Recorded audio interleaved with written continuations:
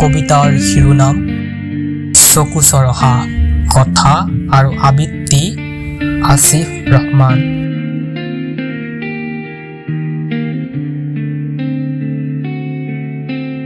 পৰৰ হিংসুক, পৰৰ চকুচৰহা, পৰৰ সমালোচনা, পৰৰ সফলতাত তোৰ জ্বলন, এইবোৰ কৰিবলৈ সময় তোৰ আছে, মোৰ নাই। সেয়া তোৰ পেটত থকা মলিন পদাৰ্থ, মানে তই হিংসুক, লোভীয়া, অপদাৰ্থ।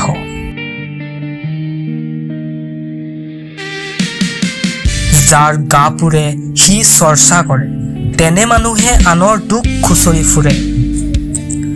কথাতে খাই গতা, জিভাখন চম্ভাল, মানুহ চাই কথা পাতিবি, নহ'লে পাছত মুখত মাৰিব বঠা।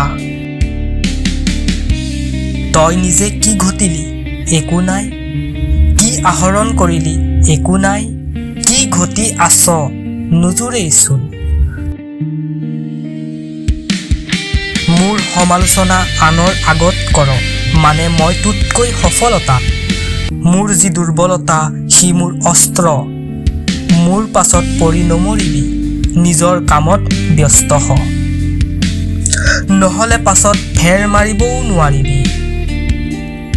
মই লিখনিৰে দিওঁ, মোৰ কথা বুজিব পাৰিবি জানো, নুবুজিলে তোৰ জ্ঞান মূল্যহীন। তোক লৈ চৰ্চা কৰিবলৈ একো নাই, তোৰ নিজৰেই নাই।